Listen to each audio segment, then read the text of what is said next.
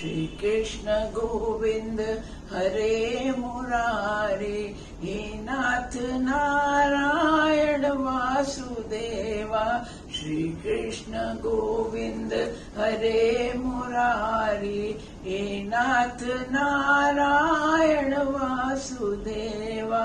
हे नाथ नारायण वासुदेवा, हे नाथ नारायण वासुदेवा। आज हम अक्षय तृतीया क्या है और क्यों मनाते हैं।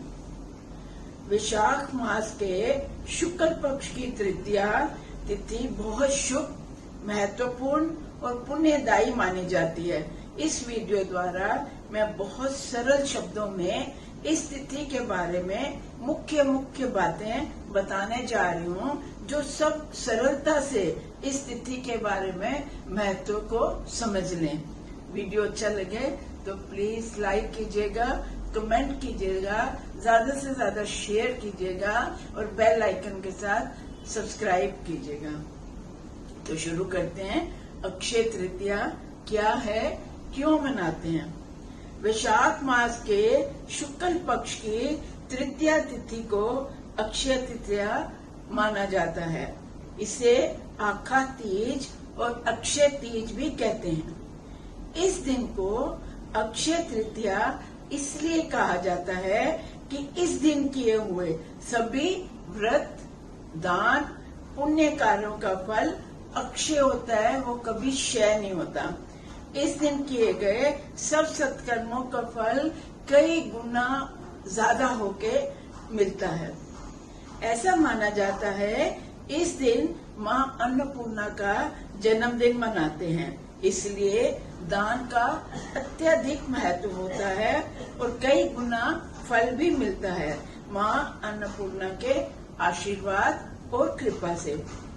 वर्ष में 3.5 घड़ियां दिन अत्यधिक शुभ माने जाते हैं, जब किसी भी शुभ कार्य को करने के लिए किसी मुहूर्त के लिए कोई मुहूर्त, किसी भी मुहूर्त की आवश्यकता नहीं होती।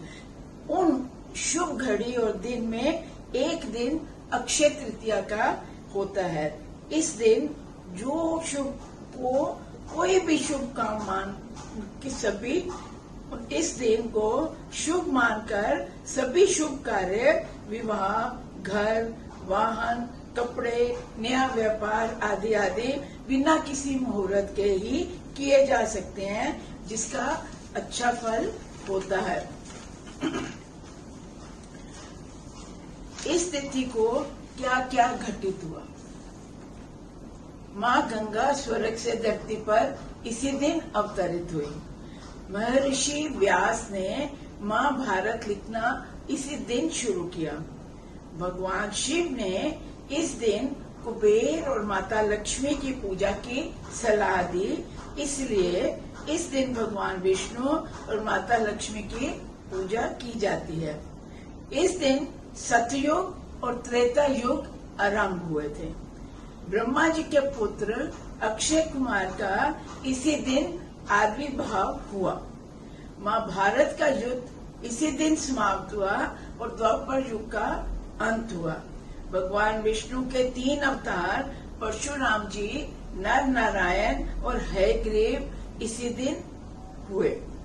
बद्रीनाथ धाम के किवाड़ इसी दिन खुलते हैं। लक्ष्मी नारायण के दर्शन और बद्रीनाथ प्रतिमा को पूजा बहुत विधि विधान से की जाती है। वृंदावन में बांके बिहारी जी के श्री चरणों के दर्शन इसी दिन होते हैं। होते हैं जो पूरा वर्ष वस्त्रों से ढके रहते हैं। इसी दिन से वसंत ऋतु का अंत और ग्रीष्म ऋतु का आरंभ होता है, इसलिए इस दिन बर्तन में जल भरकर पंखे, कड़ाऊ, सत्तू, ककड़ी, खरबूजा, नमक, घी आदि जो सब गर्मी के ऋतु में लाभकारी होते हैं, उनका दान करना चाहिए। इस दिन सत्तू अवश्य खाने चाहिए। इस दिन भगवान विष्णु का परशुराम का अवतार हुआ था। दक्षिण भारत में परशुराम जी के मंदिरों को, उन मंदिरों में उनके जन्मदिन को बड़ा धूमधाम से मनाया जाता है। परशुराम जी की कथा, उन्हें अर्घ देना, सौभाग्यवती और कुंवारी कन्याओं का व्रत दान आदि करना, कई शुभ कार्य इस दिन दक्षिण भारत में बड़ी श्रद्धा और भक्ति से किए जाते हैं। अब अक्षय तृतीया का जो एक छोटी सी कथा आती है वो इस तरह है।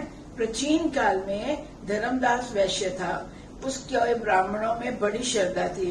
इसी अक्षय तृतीया को गंगा में स्नान कर वह ब्राह्मणों को वस्त्र, स्वर्ण, दिव्य वस्तुएं दान देता था। रोगी और वृद्ध होने पर भी उसने इस तिथि के व्रत और धर्म कर्म को नहीं छोड़ा। अगले जन्म में वह बहुत प्रतापी राजा हुआ, परंतु उसने दान पुण्य करता रहा बिना किसी घमंड के। कि ऐसा माना जाता है कि त्रिदेव भी ब्राह्मण का रूप धारण करके उसके दरबार में जाया करते थे। आगे चलकर वही राजा चंद्रगुप्त हुआ।